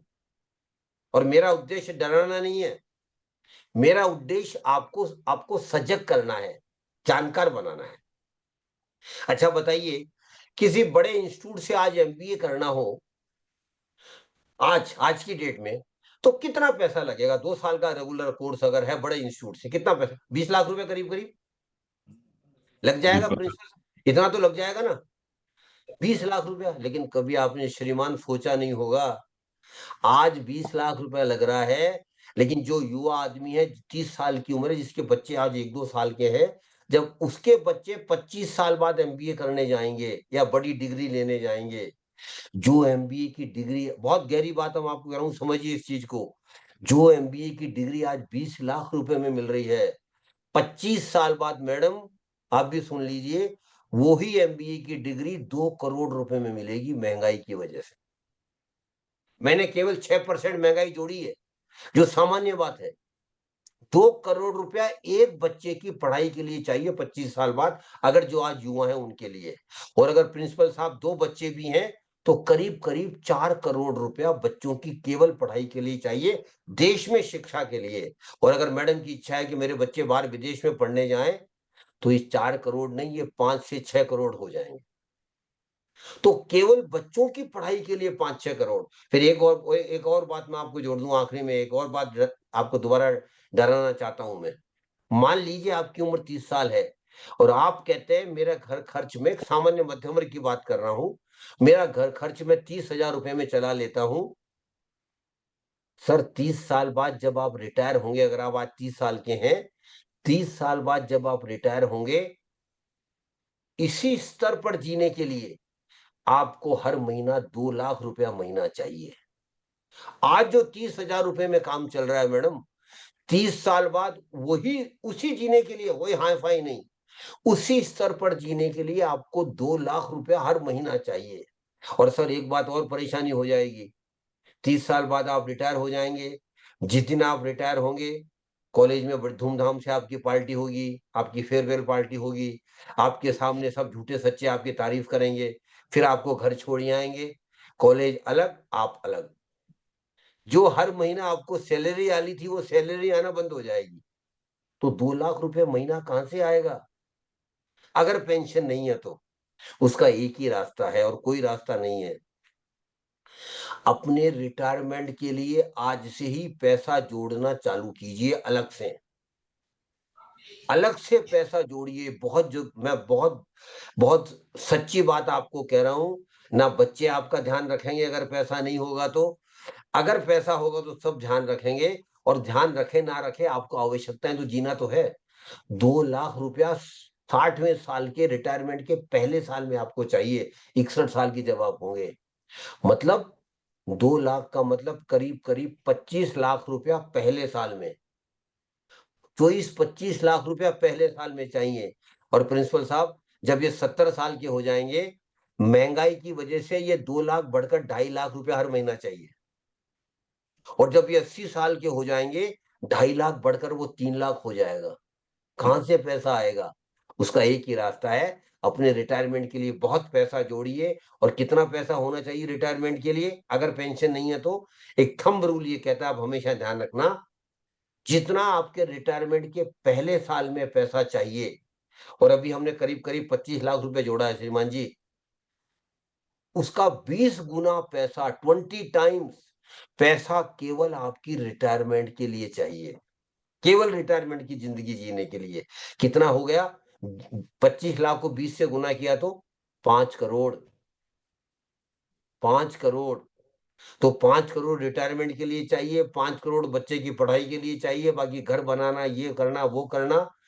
12 से 13 करोड़ रुपया एक सामान्य मध्यम वर्गीय युवा को चाहिए, जिसकी उम्र आज 30 साल है। अगर आपको अच्छी जिंदगी देनी है तो, अगर आपको बच्चों की अच्छी जिंदगी देनी, और कौन नहीं चाहता प्रिंसिपल साहब अच्छी जिंदगी जीना? कौन नहीं चाहता? हर व्यक्ति चाहता है मैं अच्छी जिंदगी दूं, जीऊं, मेरे बच्चों को अच्छी जिंदगी दूं, मेरे बच्चों को अच्छी शिक्षा दूं। हर आदमी चाहता है। तो 5, 10, 12 करोड़ रुपए एक मध्यम वर्गीय आदमी को चाहिए। और शायद मैडम के दिमाग में एक बात होगी कि साहब मैंने तो रास्ता निकाल लिया है, अभी अमिताभ बच्चन का केबीसी चल रहा है, वहां जाना है, 7 करोड़ रुपए जीत के आने हैं। अच्छी बात है, आपको शुभकामनाएं। एक आदमी 7 करोड़ जीत सकता है, सब तो जीत नहीं सकता। बाकी के पास पैसे कहां से आएंगे? अब प्रिंसिपल साहब मैं कहता हूं, सबके पास जो युवा लोग हैं, 10-12 करोड़ रुपए हो सकते हैं अपने बड़े कामों के लिए, अगर वो हर महीना ईमानदारी से ज्यादा बचत करेंगे, उसको सही निवेश करेंगे। और एक बात और ध्यान रखेंगे जो मैं भी आगे बताने वाला हूं। तो ये जो मैंने चार्ट बनाया, इसको हम फाइनेंशियल प्लान कहते हैं, वित्तीय नियोजन कहते हैं। और फिर दोबारा बोल रहा हूं, हर सामान्य शिक्षित आदमी, हर सामान्य शिक्षित आदमी वो काम कर सकता है, पढ़ाई कर सकता है। तो इसलिए ध्यान रखिए, कृपया करके ध्यान रखिए कि आपको आपको फाइनेंशियल प्लान बनाना है। और बनाने से कुछ नहीं होगा, उसके अनुसार फिर काम भी करना है। क्योंकि अब आपके सामने पिक्चर क्लियर हो गई, 2 साल बाद किस काम के लिए कितना पैसा चाहिए, 5 साल बाद किस काम के लिए कितना पैसा चाहिए, 10 साल बाद किस काम के लिए कितना पैसा चाहिए, 20 साल, 25 साल, 30 साल के लिए किन किन कामों के लिए कितना कितना पैसा चाहिए। और प्रिंसिपल साहब, मनोवैज्ञानिक ये कहते हैं कि जो व्यक्ति अपनी जिंदगी को टारगेट बनाकर जीता है, वो ज्यादा मेहनत करता है। तो अब आपने टारगेट बना लिया अपना कि मुझे इस कामों के लिए इतना इतना पैसा अब तब चाहिए, तो फिर आप ज्यादा मेहनत करेंगे। तो कृपया करके पावर ऑफ कंपाउंडिंग जरूर अपनाइए, वो फाइनेंशियल प्लान अपना जरूर बनाइए। और आखिरी में इन्वेस्टमेंट के बारे में एक बात मैं कहना चाहता हूं, और वो दुनिया का 8वां आश्चर्य है। बहुत बड़ी बात है, अगर आपने उस बात को जिंदगी में उतार लिया ईमानदारी से, तो 10, 20, 25 साल बाद आपके पास इतना पैसा होगा जिसको आप सोच भी नहीं सकते आज। और उस बात का नाम है power of compounding. Power of, जैसे चक्रवृद्धि ब्याज हमने पढ़ा था जब बच्चे थे, हम सबने चक्रवृद्धि ब्याज पढ़ा हुआ है। इन्वेस्टमेंट में पावर ऑफ कंपाउंडिंग का मतलब है, जब जब आप पैसा बचाकर कहीं लगाएंगे, और लगाएंगे तो उससे जो आपको फायदा होगा, रिटर्न आएगा, इंटरेस्ट आएगा, उस इंटरेस्ट को कभी भी हम खर्च नहीं करेंगे। खर्च नहीं करेंगे। उसका क्या करेंगे, उसको दोबारा री इन्वेस्ट कर देंगे। और ऐसा एक बार नहीं करेंगे, अगले 15-20 साल तक लगातार करेंगे। फिर चाहे रिटर्न मैडम आपको 500 रुपए मिले, चाहे 5,000 मिले, चाहे 5 लाख हो, हर बार अपनी रिटर्न को दोबारा री इन्वेस्ट करना है। और फिर कह रहा हूं, एक बार नहीं, अगले 15-20 साल तक लगातार करना है। और अगर आपने कर लिया, फिर कह रहा हूं, दूसरा रास्ता नहीं है, करना ही चाहिए। पावर ऑफ कंपाउंडिंग को अगर आपने अपना लिया, तो आपको इतना पैसा मिलेगा जिसकी आज आप कल्पना भी नहीं कर सकते। इसलिए मैं आपसे कहना चाहता हूं, पावर ऑफ कंपाउंडिंग को अपनी जिंदगी में उतारिए। अब प्रिंसिपल साहब शायद नाराज भी होंगे, आपने छोटी छोटी बातों के लिए हमारा 1 घंटा बर्बाद कर दिया। लेकिन प्रिंसिपल साहब, मेरा अपना मानना है, जब तक आप छोटी छोटी बातों का ध्यान नहीं रखेंगे, तब तक आप पैसे से पैसा नहीं बना सकते। इसलिए कृपया करके ध्यान रखिए इन छोटी छोटी बातों का, जिनसे बहुत पैसा बन सकता है। आखिरी में हम बात करेंगे पैसा कहाँ लगाया जा सकता है, कहाँ कहाँ पैसा लगाया जा सकता है। क्योंकि प्रिंसिपल साहब के जो बराबर सज्जन बैठे हैं, मैडम बैठी हैं, उनका मेन इंटरेस्ट ये है, अब ये तो बताइए सर, पैसा कहाँ लगाएं। मैं आपको पहली कैटेगरी बताता हूं जहां पैसा लगाया जा सकता है, वो है सरकार की बचत योजनाएं। भारत सरकार ने कुछ बचत योजनाएं चला रखी है। समय नहीं है, मैं केवल नाम बताऊंगा। अगली बार अगर आप कहेंगे तो आपको हर योजना के बारे में हम विस्तार से बात करेंगे। पहली योजना, और जो मुझे प्रिंसिपल साहब लगती है सबसे अच्छी योजना है, और जो बराबर आपके सज्जन बैठे हैं और पीछे मैडम बैठी हैं, और भी जो युवा आपके टीचर हैं, अगर उस योजना में आपने खाता नहीं प्रिंसिपल साहब, आपके लिए नहीं कह रहा हूं, आपके लिए नहीं है वो योजना, लेकिन बच्चों के लिए, आपके बच्चे हैं, आपके परिवार में जाके जरूर अपने बच्चों को बता सकते हैं। उस योजना का नाम है public provident fund account, PPF. मैं सुशांत जी को बोलूंगा कि वो इसका जरा चैट बॉक्स में डाल भी दें इसको। पब्लिक प्रोविडेंट फंड अकाउंट, ये भारत सरकार की योजना है, बहुत अच्छी योजना है।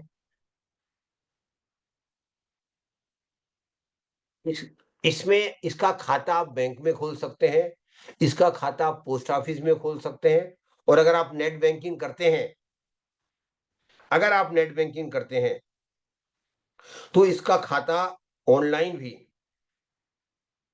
इसका खाता ऑनलाइन भी आप कर सकते हैं।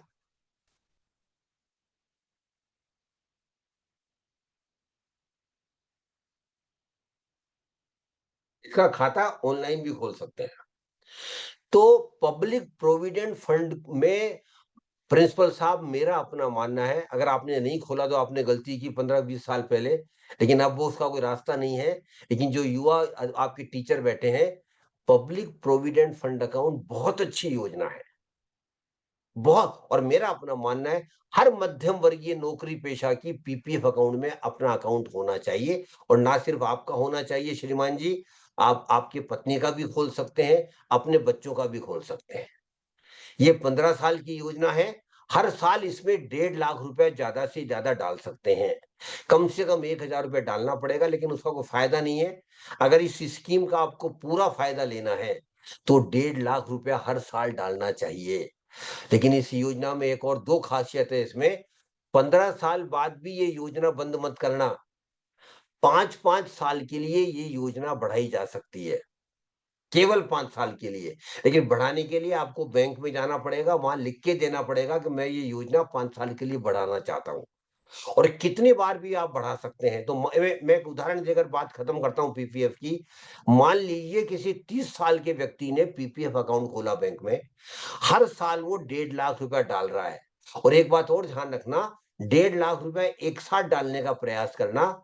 और जब डालना, जब हर वित्तीय वर्ष चालू होता है 1 अप्रैल से 5 अप्रैल के बीच में, पहले पैसा इकट्ठा कर लेना, और 1 अप्रैल से 5 अप्रैल के बीच में हर साल 1.5 लाख रुपया उसमें जमा करा देना। जब 15 साल हो जाएंगे, 1.5 लाख रुपया आपने डाला है, आज की रेट ऑफ इंटरेस्ट इसमें 7.10% है, तो आपके पास पैसा होगा 42 लाख रुपया, ब्याज सहित पैसा होगा 42 लाख रुपया। लेकिन आप इसे बंद मत करना, उसके बाद में भी आप चालू कर देना। उसका नाम है उसके 5 साल बढ़ाते रहना। जैसे 30 साल में चालू किया, 45 साल में 15 साल हो गए, 45 साल की उम्र में 5 साल के लिए और बढ़ा दिया आपने, 1.5 लाख रुपए हर साल फिर भी डाल रहे हैं। 50 साल की उम्र में एक बार और 5 साल के लिए बढ़ा दी, 1.5 लाख रुपए डाल रहे हैं। 55 साल की उम्र में 5 साल के लिए और बढ़ा दी और 1.5 लाख रुपए डाल रहे हैं। तो जब आप 60 साल के हो जाएंगे, आपके पास पीपीएफ अकाउंट में पैसा होगा 1,72,00,000 रुपया, 1,72,00,000। और ये कैलकुलेशन है, आज की रेट ऑफ इंटरेस्ट 7.10 उसके बेस पे कैलकुलेशन कर रहा हूं मैं, कोई आपको जादू नहीं दिखा रहा हूं, ये कैलकुलेशन है। और इसमें सबसे बड़ी इस योजना में एक खासियत है, वो है इसमें इंटरेस्ट पे टैक्स नहीं लगता है। जो पीपीएफ में, ये बहुत अद्भुत बात है ये, ज्यादातर सरकारी योजनाओं में भी टैक्स लगता है। एक और योजना जो आप बाद में बताऊंगा आपको, लेकिन पीपीएफ में इनकम टैक्स नहीं लगता है। इसलिए मैं जोर देकर प्रिंसिपल साहब कहता हूं, हर मध्यम वर्गीय आदमियों का पीपीएफ अकाउंट में होना चाहिए। और फिर चाहे आप जॉब कर रहे हैं, फिर चाहे आप बिजनेस में हैं, फिर चाहे आप प्रॉफिट कुछ भी कर रहे हैं, कोई भी भारतीय नागरिक पीपीएफ का अकाउंट खुलवा सकता है। तो पीपीएफ का अकाउंट जरूर खुलवाइए। उसके बाद मैं केवल नाम बताऊंगा, समय नहीं है मेरे पास अभी। भारतीय, मैं सरकारी योजनाओं की बात कर रहा हूं। National saving certificate, NSC, national saving certificate. तीसरा किसान विकास पत्रा, किसान विकास पत्र। चौथी योजना का नाम है आरबीआई बॉन्ड्स। रिजर्व बैंक भी बॉन्ड इश्यू करती रहती है समय समय पर। और श्रीमान जी, आज भी रिजर्व बैंक 8% ब्याज दे रही है, 5 साल के लिए बॉन्ड इश्यू करती है, 8% ब्याज दे रही है आरबीआई बॉन्ड्स। उसके बाद में भारत सरकार भी आपसे कर्जा लेती है, अपनी सिक्योरिटी बेचती है। पहले हमारे लिए बड़ा मुश्किल था पैसा लगाना भारतीय गवर्नमेंट सिक्योरिटीज में, लेकिन 2-3 साल पहले रिजर्व बैंक ने एक वेबसाइट बनाई है, उसका नाम लिख लीजिए आप, RBI retail direct. RBI, reserve bank of India, RBI retail direct. यहां जाइए, एक बार जो वो सूचनाएं मांगते हैं आप दे दीजिए, अपना रजिस्ट्रेशन करवा लीजिए, फिर धीरे धीरे सारा पैसा उसमें डालते रहिए। तो जो मैं आपको कहना चाहता हूं कि ये यहां भी 8% से ज्यादा ब्याज मिल रहा है। फिर भारत सरकार के बड़े बड़े संस्थान हैं, national airport authority, national highway authority of India, NTPC, ONGC, coal India, बहुत बड़े बड़े, इंडियन ऑयल, वो भी आपसे कर्जा मांगते रहते हैं। वहां भी आप इनको दे सकते हैं, वहां भी 8% से ऊपर ब्याज मिल रहा है। और एक और विशेष योजना, बहुत अच्छी योजना है मैडम, आपको भी बता रहा हूं, और जो सज्जन बैठे हैं उनको भी बता रहा हूं, बाकी सबको भी बता रहा हूं। अगर आपके परिवार में बेटियां हैं, हाथ उठाइए, किसके परिवार में बेटियां हैं जिसकी उम्र 10 साल से कम है, 10 साल से कम है। जी मैडम, ये आपके लिए, सबके लिए बता रहा हूं। जिन परिवारों में घरों में बेटियां हैं और बेटी की उम्र 10 साल से कम है, 10 साल के बाद ये खाता नहीं खुलता है। और अगर 2 बेटियां हैं तो दोनों बेटियों का अलग अलग खाता भी खुल सकता है। इस योजना में जरूर उन बेटियों के नाम से खाता खोलिए। योजना का नाम है सुकन्या समृद्धि योजना। मैडम, आपने खोला खाता? नहीं खोला बिटिया का? नहीं खोला तो आपने गलती की है, अब खोल लीजिए। और मैं इनको बराबर में जो सज्जन बैठे हैं प्रिंसिपल साहब के, उनको भी कहना चाहता हूं, जल्दी से जल्दी अपनी बिटिया का खाता इसमें खोल लीजिए। इसमें भी हर साल आप 1.5 लाख रुपया डाल सकते हैं। इसमें सरकार सबसे ज्यादा ब्याज दे रही है श्रीमान जी, 8.20%, सबसे ज्यादा ब्याज सरकार दे रही है। यही 8.20% सीनियर सिटीजन में भी मिलता है। लेकिन यहाँ एक और फायदा है, यहां इसके ब्याज में टैक्स नहीं लगता, कोई टैक्स नहीं। जैसे पीपीएफ में टैक्स नहीं लगता, वैसे सुकन्या में भी कोई टैक्स नहीं लगता। और ये योजना बनाई गई है हर बिटिया की पढ़ाई में माँ बाप को दिक्कत नहीं आए, उच्च शिक्षा में, और हर बिटिया की शादी में माँ बाप को कम परेशानी हो, इसलिए ये योजना बनाई गई है। जब बिटिया 18 साल की हो जाएगी, जितना पैसा ब्याज सहित इकट्ठा हुआ है, उसका आधा पैसा उसका आधा पैसा आप निकाल के बिटिया की पढ़ाई में, आगे की हायर एजुकेशन में यूज कर सकते हैं। और जब बिटिया 21 साल की हो जाएगी, उसके बाद में जब बिटिया की शादी होनी होती है, सारा पैसा आप निकाल सकते हैं, उसकी शादी में यूज कर सकते हैं। तो ये बहुत अच्छी योजना है सरकार की। और ये सारी सरकारी योजनाएं जो मैंने भी आपको बताई, इनमें एक फायदा है, एक नुकसान है। फायदा ये है, इसमें कोई जोखिम नहीं है, कोई रिस्क नहीं है। लेकिन नुकसान ये है प्रिंसिपल साहब, इसमें रिटर्न बहुत कम आता है, 7%, 7.5%, 8%। लेकिन उसमें भी महंगाई खा जाती है। फिर ये पीपीएफ और सुकन्या छोड़ दीजिए, बाकी में टैक्स भी देना पड़ता है। तो आप इसमें इन लेकिन कुछ पैसा सरकारी योजनाओं में लगा सकते हैं। उसके बाद में कहाँ पैसा लगा सकते हैं? आप प्रॉपर्टी में पैसा लगा सकते हैं, प्रॉपर्टी खरीद सकते हैं। लेकिन वहां भी थोड़ा जोखिम है, आपको पता है। प्रॉपर्टी खरीदने के लिए बहुत पैसा चाहिए। फिर प्रॉपर्टी कब बेच पाएंगे, ये आसान नहीं है, टाइम लगता है। तीसरा जहां पैसा लगा सकते हैं वो है गोल्ड। अब जब गोल्ड की बात करता हूं तो मैडम जो पीछे बैठी हैं और जो भी महिलाएं अगर और भी हैं, उनके चेहरे पे अलग ही मुस्कान आ जाती है। क्योंकि भारतीय महिलाएं कहती है गोल्ड के बारे में बात नहीं करनी चाहिए, जितना उतना लेना चाहिए। बात क्या करनी है? और ये आज से नहीं है, ये सदियों से चला आ रहा है। हाँ, भारत को प्रिंसिपल साहब सोने की चिड़िया कहा जाता था, वो गलत नहीं था बिल्कुल, वो सही था। क्योंकि हर भारतीय परिवार सोना सोना लेता था और बहुत सोना होता था उनके पास। इसलिए मैं आपको कहना चाहता हूं कि गोल्ड में हम इन्वेस्ट करते रहे, सदियों से करते रहे हैं। लेकिन एक गलती हम करते थे मैडम, शायद आपने भी की होगी, हम फिजिकल गोल्ड में इन्वेस्ट करते थे। सोने की ज्वेलरी ले ली, नेकलेस ले लिया और ऑर्नामेंट्स ले लिए। ये घाटे का सौदा है मैडम, आप समझिए। और आप भी जाके घर में समझाइए सर, जो आपके प्रिंसिपल साहब के बराबर बैठे हैं। क्योंकि सोना लेना घाटे का सौदा है। आपने नेकलेस लिया, 10 साल बाद चेंज करने जाएंगे, ज्वेलर 30 से 35% मेकिंग चार्जेस काट लेगा। इसलिए आजकल एक नया सोने का इन्वेस्टमेंट का रास्ता आया है, और वो है डिजिटल गोल्ड। आप डिजिटल गोल्ड में इन्वेस्ट कर सकते हैं। बहुत सरकारी संस्थान और बैंक भी डिजिटल गोल्ड में आपको इन्वेस्ट करवा रहे हैं। इसकी जानकारी आप वेबसाइट पे ले सकते हैं। आखिरी में जहां पैसा लगा सकते हैं वो है शेयर बाजार। अब शेयर बाजार के बारे में प्रिंसिपल साहब ये कहा जाता है, इस शेयर बाजार के बारे में ये कहा जाता है कि ये सट्टा बाजारी है। अरे साहब छोड़िए, ज्यादातर लोग ऐसे ही समझते हैं, ये सट्टा बाजारी है। लेकिन मैं सबको कहना चाहता हूं, शेयर बाजार, सिक्योरिटी मार्केट सट्टा बाजारी नहीं है। लेकिन प्रिंसिपल साहब ये विशुद्ध रूप से ज्ञान आधारित प्रोडक्ट है, नॉलेज बेस्ड प्रोडक्ट है। और जिसको शेयर मार्केट की नॉलेज नहीं है, उसको कभी भी 1 रुपया शेयर बाजार में डायरेक्ट नहीं लगाना चाहिए। ये भी मेरा स्पष्ट मत है मेरा। अगर आपको नॉलेज नहीं है तो कभी भी किसी के कहने पर 1 रुपया मत लगाना। अभी 2-3 सालों से शेयर बाजार बहुत चढ़ा था, लाखों लोगों ने पैसा लगाना चालू कर दिया, उनको शेयर मार्केट का पता ही नहीं है। और प्रिंसिपल साहब 99% लोगों को आज भी शेयर मार्केट के बारे में पता नहीं है। लेकिन फिर भी लाखों करोड़ों लोग शेयर बाजार में पैसा लगा रहे हैं। क्यों?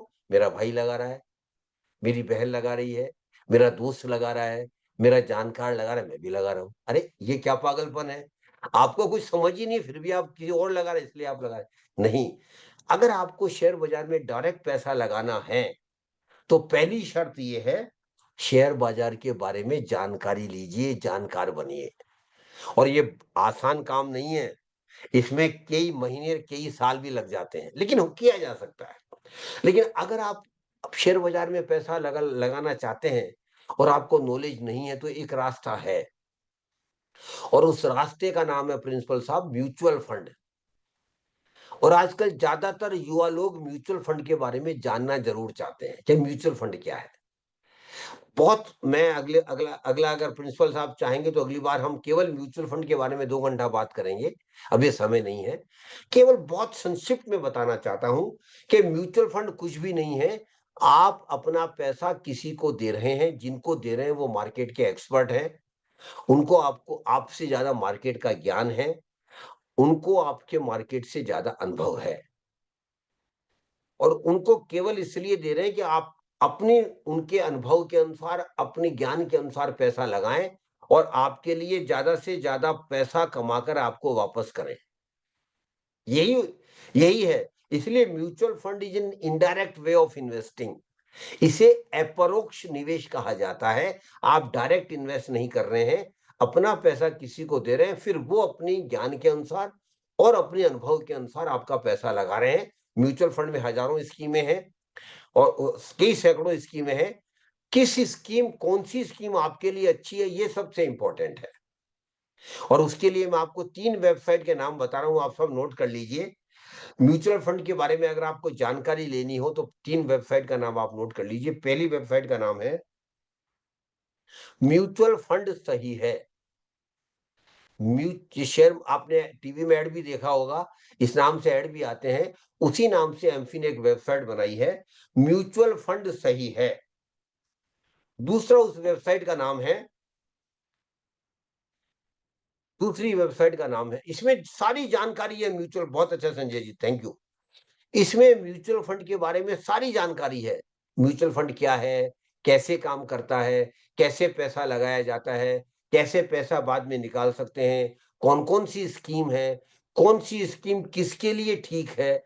ये सारी जानकारी वहां ऑथेंटिक है, प्रामाणिक जानकारी है। कोई मार्केटिंग वेबसाइट नहीं है ये प्रामाणिक जानकारी आपको दी हुई है। तो कृपया करके मैं आप सबको बोलता हूं, म्यूचुअल फंड सही है वेबसाइट पे जाइए, रोज जाइए, आधा घंटा 1 घंटा पढ़िए।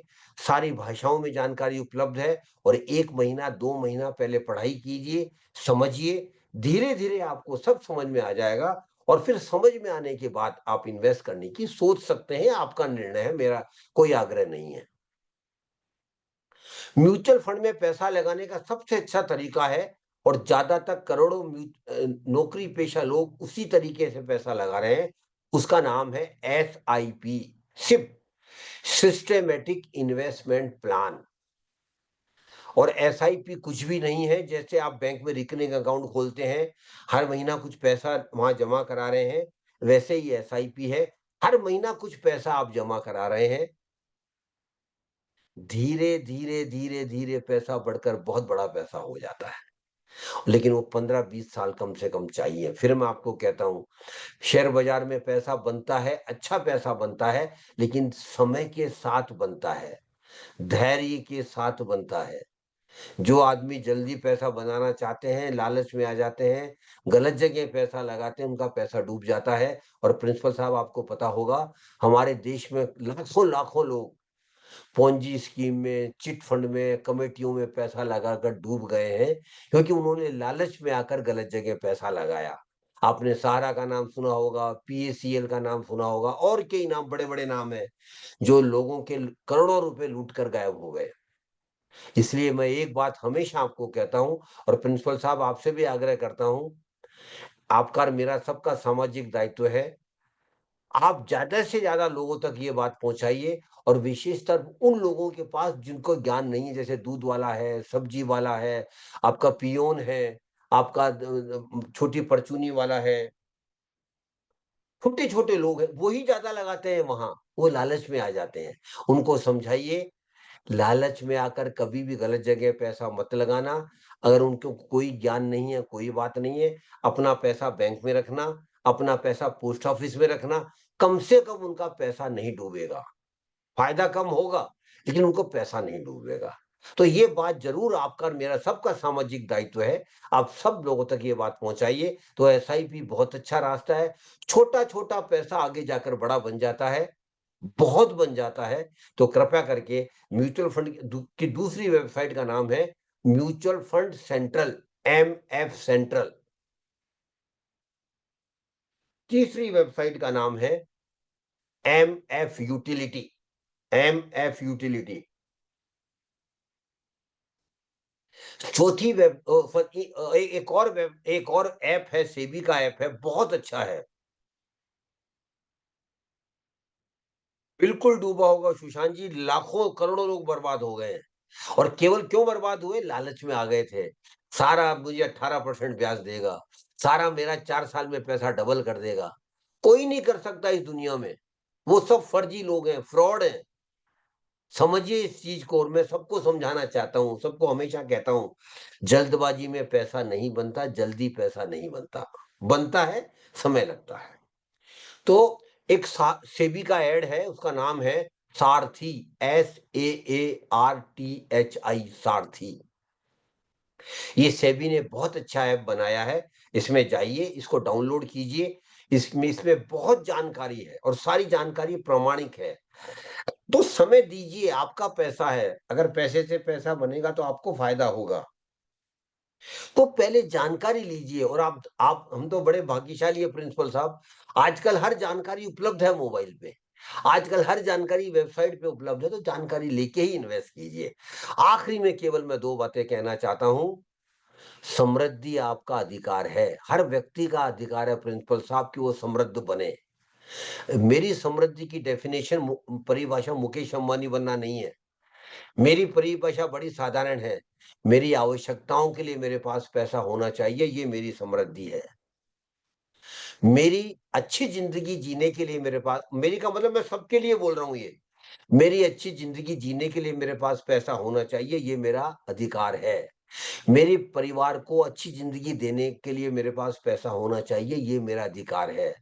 मेरे बच्चों को अच्छी से अच्छी शिक्षा देने के लिए मेरे पास पैसा होना चाहिए, ये मेरा अधिकार है। और मेरी रिटायरमेंट की जिंदगी जीने के लिए मेरे पास पैसा होना चाहिए, ये मेरा अधिकार है। लेकिन एक बात ध्यान रखिए श्रीमान जी, अधिकार आपका है लेकिन ये भाग्य नहीं है। और प्रिंसिपल साहब, बदकिस्मती से हम भारतीय भाग्य पे बहुत विश्वास करते हैं, जो गलत है मेरे मायने। समृद्धि आपका भाग्य नहीं है श्रीमान जी, समृद्धि के लिए आपको मेहनत करनी पड़ेगी, प्रयास करना पड़ेगा। और प्रयास करेंगे तो समृद्ध होंगे, कोई आपकी समृद्धि को रोक नहीं सकता। और मैं जो प्रिंसिपल साहब के साथ युवा बैठे हैं और जो पीछे मैडम बैठी हैं और जो भी युवा लोग बैठे हैं, उनको एक बात और मैं चेतावनी देना चाहता हूं। अगर 20-25 साल बाद आप समृद्ध नहीं बने तो केवल आप जिम्मेदार होंगे, किसी दूसरे को दोष मत देना। हम कमजोर आदमी दूसरे का गंदा ढूंढते हैं, मेरा परिवार ठीक नहीं था, मुझे किसी ने राय अच्छी नहीं दी, मेरे संगत गलत मिल गई थी, ये सब बेकार की बातें हैं। अब आप समृद्ध हो सकते हैं, ये बिल्कुल भी भाग्य नहीं है, केवल आपका प्रयास है। और कृपया करके प्रयास कीजिए, आपको प्रयास करने से कोई नहीं रोक रहा है, कोई नहीं रोक रहा है, तो प्रयास कीजिए। और आखिरी में एक बात और कहना चाहता हूं, कुछ लोग प्रिंसिपल साहब गलत विचार रखते हैं, गलत धारणा रखते हैं जब अपनी जिंदगी भर, कि मैं गरीब परिवार में पैदा हुआ हूं, मैं बहुत गरीब, मेरा परिवार गरीब है। मैं उनको एक ही बात कहना चाहता हूं हमेशा, प्रिंसिपल साहब, गरीब घर में पैदा होना अभिशाप नहीं है। हम कहाँ पैदा हुए हैं ये बात हमेशा के लिए खत्म हो जानी चाहिए, बात खत्म हो गई, जहां पैदा हुए बात खत्म हुई। गरीब घर में पैदा होना अभिशाप नहीं है, लेकिन गरीब होकर जिंदा रहना और गरीब होकर मरना अभिशाप है। और ये अभिशाप हमेशा के लिए मिटा सकते हैं अगर हम अपने पैसे को शुरू से बचाएंगे, सही बचाएंगे, सही निवेश करेंगे, लगातार निवेश करेंगे, अच्छी जगह निवेश करेंगे, आप सब समृद्ध होंगे। इन्हीं शुभकामनाओं के साथ आपका बहुत बहुत धन्यवाद। और अगर मैंने समय ज्यादा ले लिया प्रिंसिपल साहब तो उसके लिए माफी चाहता हूँ। अब जरा अनम्यूट करके मैं चाहता हूँ प्रिंसिपल साहब 2 शब्द बोले। सर बोल सकते हैं। हाँ बोलिए। Thank you sir. सूर्यकांत साहब, आपने जो मार्गदर्शन दिया सेविंग, इन्वेस्टमेंट और वित्तीय नियोजन पर, ये किसी भी के भी जीवन का ये महत्वपूर्ण अंग है और इससे अपना जीवन आगे सुधार सकते हैं। अपने अच्छे बेहतर लाइफ जीने की जो आपने पूर्व दी है, ये बहुत ही सराहनीय है। मैं आपका, अग्रवाल साहब का, अन्य जो भी पार्टिसिपेंट इससे जुड़े हुए हैं, मैं महाविद्यालय के जो कर्मी हैं और जो मेरे स्टाफ हैं, जो छात्र और छात्राएं हैं, मैं सबको धन्यवाद देता हूं इस कार्यक्रम में शरीक होने के लिए।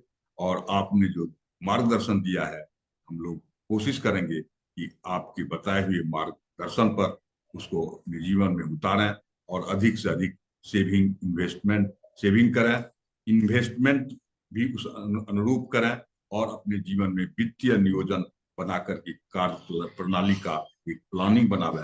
यही शब्दों के साथ मैं आप सबों को धन्यवाद देता हूं।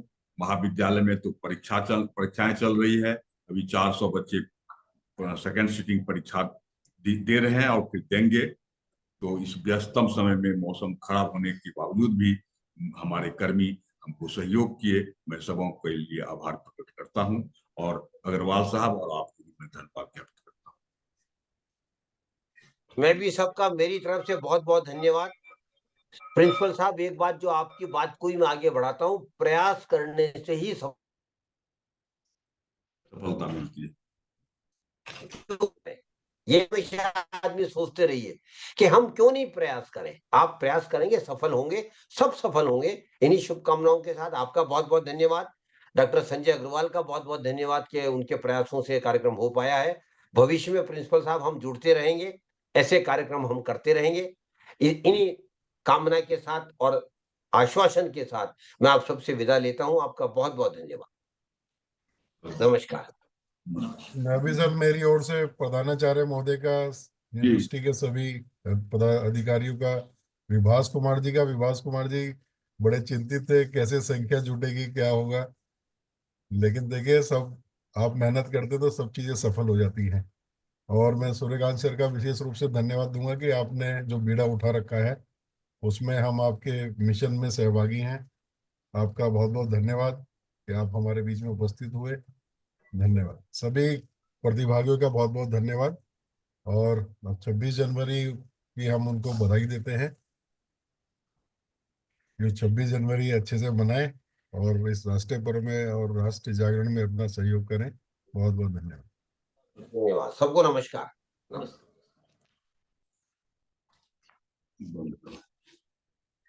क्या हुकुम जी, जी सबको, आप लोग थोड़ा सा लेट हुए लेकिन